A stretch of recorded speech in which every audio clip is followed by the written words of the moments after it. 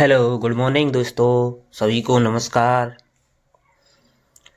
आशा करता हूँ आपकी तैयारी बहुत अच्छी चल रही होगी। आप अच्छा प्रिपरेशन कर रहे होंगे और अपनी तैयारी को बेहतर से बेहतर बनाने के लिए हमारे चैनल जीके गुरु ट्रिक्स को सब्सक्राइब करें। जिन भाइयों ने जीके गुरु चैनल को सब्सक्राइब नहीं किया है वो प्लीज़ सब्सक्राइब करें, और जिन्होंने सब्सक्राइब कर रखा है उनके लिए तहे दिल से नमस्कार, शुक्रिया, धन्यवाद। आज की क्लास में political science previous year question paper लेके आए हैं जो अति महत्वपूर्ण प्रश्न हैं, जो परीक्षाओं में बार बार रिपीट होते हैं, जो आपके लिए बहुत ही लाभदायक होंगे। आपकी तैयारी को बेहतर से बेहतर बनाने के लिए आज का टॉपिक है उदारवाद, समाजवाद, मार्क्सवाद जैसी विचारधाराएं हैं। इन विचारधाराओं के ऊपर जो प्रीवियस ईयर परीक्षाओं में क्वेश्चन आए हैं उनको रिपीट किया जा रहा है। चलो आज की क्लास का पहला प्रश्न है, समाजवाद शब्द का प्रयोग सर्वप्रथम निम्नलिखित में से किसके द्वारा किया गया? Lenin, Robert Owen, Karl Marx, Hegel. बताओ दोस्तों, कमेंट करो।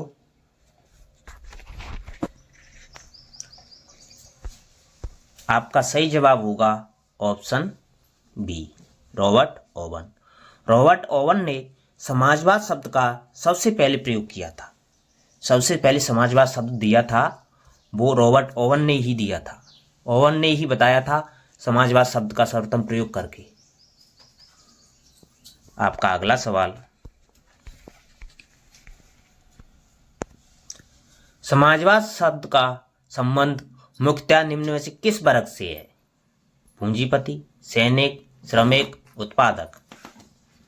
आपका सही जवाब होगा ऑप्शन सी, श्रमिक। समाजवाद का मुख्य संबंध श्रमिक वर्ग से है, ना तो पूंजीपति से है, ना सैनिक वर्ग से है, ना उत्पादक वर्ग से है, लेकिन समाजवाद का संबंध है वो सैनिक वर्ग से है दोस्तों। आपका अगला सवाल,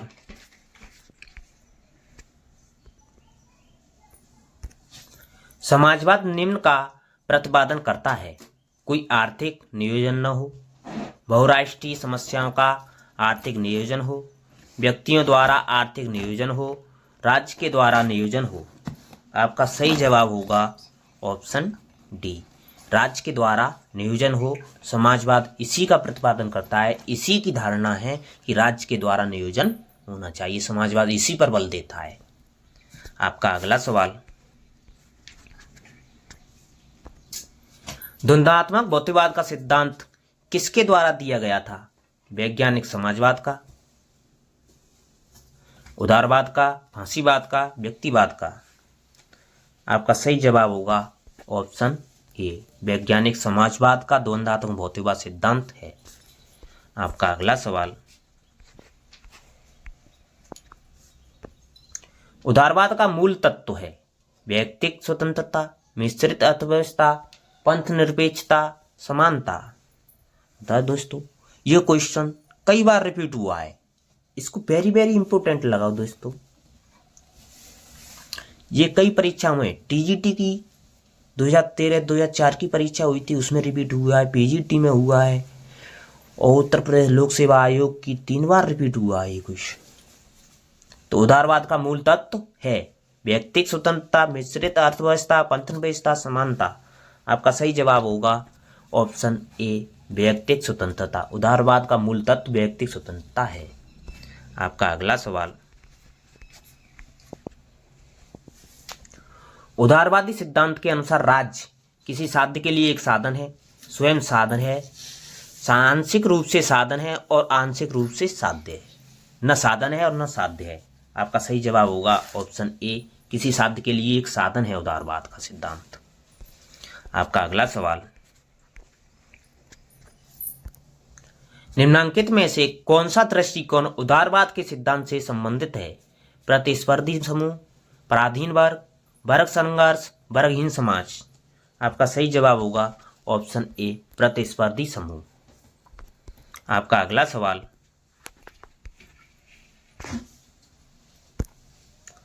राजनीतिक क्षेत्र में उदारवाद ने अभिवचन किया सामाजिक सुधारों के लिए, स्वतंत्र शिक्षा के लिए, स्वतंत्र शिक्षा के लिए, चिंतन, लेखन, अभिव्यक्ति तथा प्रकाशन की स्वतंत्रता के लिए। आपका सही जवाब होगा ऑप्शन डी, राजनीतिक क्षेत्र में उदारवाद ने चिंतन, लेखन, अभिव्यक्ति तथा प्रकाशन की स्वतंत्रता के लिए अभिवचन किया था। आपका अगला सवाल, फेबियन समाजवाद का विश्वास है कि समाजवाद केवल उत्तर औद्योगिक समाज में आएगा, केवल पश्चिमी देशों में आएगा, धीमे धीमे आएगा, खूनी क्रांति से आएगा। आपका सही जवाब होगा ऑप्शन सी, धीमे धीमे आएगा। फेबियन समाजवाद का विश्वास है कि समाजवाद है वो धीरे धीरे आएगा। आपका अगला सवाल, मार्क्सवाद ने पैट्रिशियन, प्लेबियन और गिल्ड मास्टर जार्मिनेन का उल्लेख किस संदर्भ में किया था? वर्ग संघर्ष के संदर्भ में, वर्ग सहयोग एवं विवाह के संदर्भ में, नस्लीय संघर्ष के संदर्भ में, नस्लीय सहयोग के संदर्भ में। आपका सही जवाब होगा ऑप्शन ए, वर्ग संघर्ष के संदर्भ में। आपका अगला सवाल, मैक्स वेबर, दुर्खिम और पेरेटो को राजनीति शास्त्र के किस उपागम से जोड़ा जाता है? दार्शनिक, आर्थिक, आध्यात्मिक, समाजशास्त्रीय। आपका सही जवाब होगा ऑप्शन डी, समाजशास्त्रीय। मैक्स वेबर, दुर्खिम, पेरेटो ये राजनीति शास्त्र के समाजशास्त्रीय उपागम के विचारक हैं। आपका अगला सवाल, निम्न में से किस विचार को प्राय व्यक्तिवादी विचारक अपने अनुकूल पाते हैं? मार्क्स का वर्ग संघर्ष सिद्धांत, मार्क्स का क्रांतिकारी हिंसा का सिद्धांत, डार्विन का अनुकूलतम की अतिजीवता का सिद्धांत, ऑस्टिन का संप्रभुता सिद्धांत। आपका सही जवाब होगा ऑप्शन सी, डार्विन का अनुकूलतम की अतिजीवता का सिद्धांत। आपका अगला सवाल, सिंडिकेलिस्ट समाजवाद में से किस पर अधिक जोर दिया गया है? असंगत श्रमिकों और शांतिपूर्ण आंदोलन पर, सहकारिता और भूमिहीन श्रमिकों पर, कृषकों श्रमिकों की एकता पर, श्रमिक संघ और व्यापक हड़ताल पर। आपका सही जवाब होगा ऑप्शन डी, श्रमिकों संघ एवं व्यापक हड़ताल पर सिंडिकेलिस्ट समाजवाद सबसे अधिक जोर देता है। आपका अगला सवाल, थॉमस मूर, फूरियर और रॉबर्ट ओवेन की किस विचारधारा से जोड़ा जाता है? हिंसक समाजवाद से, स्वपिनल समाजवाद से, राज्यविहीन समाजवाद से, फेबियन समाजवाद से। आपका सही जवाब होगा ऑप्शन बी, स्वप्निल समाजवाद से। आपका अगला सवाल,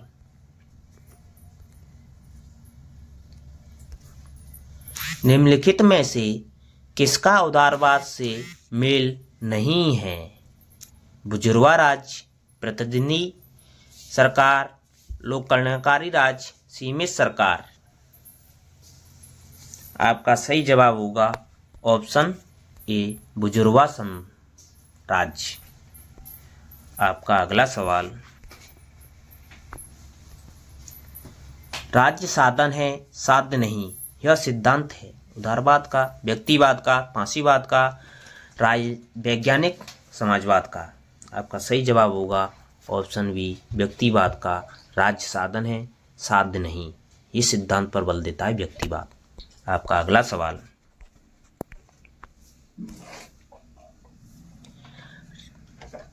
राजनीतिक सिद्धांत जो नागरिकों के व्यक्तिगत जीवन में न्यूनतम हस्तक्षेप करे उसे क्या कहते हैं?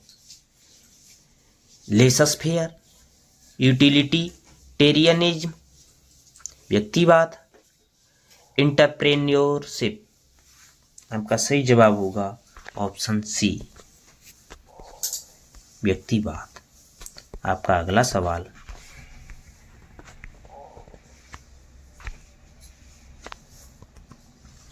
राज्य एक आवश्यक बुराई है, यह कथन है समाजवादियों का, साम्यवादियों का, लोकतांत्रिक समाजवादियों का, व्यक्तिवादियों का।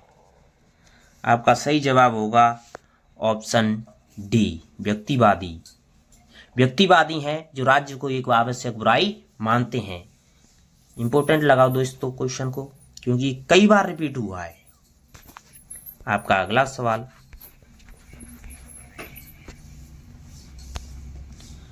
मानव विवेक में आस्था निम्न में से किस विचारधारा में है? समाजवाद में, उदारवाद में, वैज्ञानिक समाजवाद में, फांसीवाद में।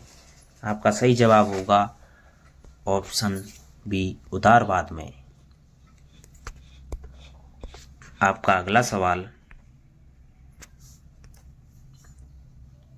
फांसीवाद के फांसी शब्द का अर्थ है प्राचीन रोम के अधिकारियों की शक्ति के प्रतीक के रूप में डंडों का समूह, पोप का मुकुट, पवित्र रोमन साम्राज्य की बाइबल, रोम के मुख्य चर्च की घंटी।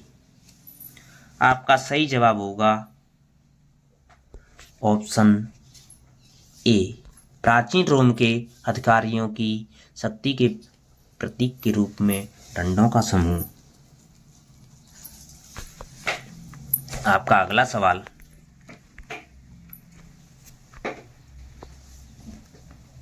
फांसीवाद का जन्म किस देश में हुआ? America, Bharat, England, Italy. आपका सही जवाब होगा इटली। फांसीवाद का जन्म इटली में हुआ था। आपका अगला सवाल, अंतर्राष्ट्रीयता का विरोध किया व्यक्तिवाद ने, उदारवाद ने, फांसीवाद ने, गांधीवाद ने। आपका सही जवाब होगा ऑप्शन सी, फांसीवाद ने अंतर्राष्ट्रीयता का विरोध किया था। आपका अगला सवाल, फांसीवाद ने राज्य को माना है एक आवश्यक बुराई, वर्ग विरोध की असमाध्यता का परिणाम और अभिव्यक्ति, व्यक्तियों पर एक निरंकुश शक्ति, परिवार और गांवों का एक ऐसा संगठन जिसका उद्देश्य पूर्ण और अंतर्निर्भर होना। आपका सही जवाब होगा ऑप्शन सी, व्यक्तियों पर निरंकुश शक्ति फांसीवाद ने राज्य को माना है। आपका अगला सवाल,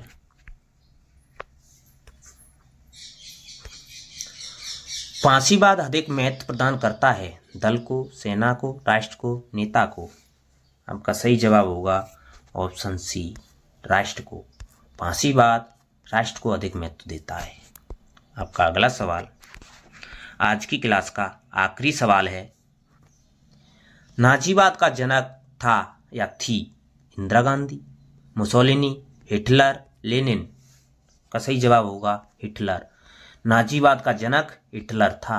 हिटलर ने नाजीवाद की परंपरा को या विचारधारा को दिया था। धन्यवाद दोस्तों। आपको वीडियो पसंद आई हो तो लाइक एंड सब्सक्राइब करें और चैनल को अधिक से अधिक शेयर करें। और प्रीवियस वीडियो देखने के लिए आपकी स्क्रीन पर जो वीडियो दिखाई दे रही है उस पर क्लिक करें और प्रीवियस वीडियो देखें और अपनी तैयारी को बेहतर से बेहतर बनाएं। धन्यवाद। आपका दिन शुभ हो।